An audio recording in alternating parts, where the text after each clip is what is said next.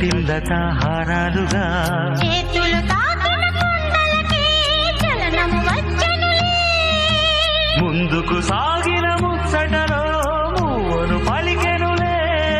ఒక స్వర్గం తల వంచి ఇలా చేరే క్షణాలలో అందాలలో అహో మహోదయం భూలోకమే నవోదయం.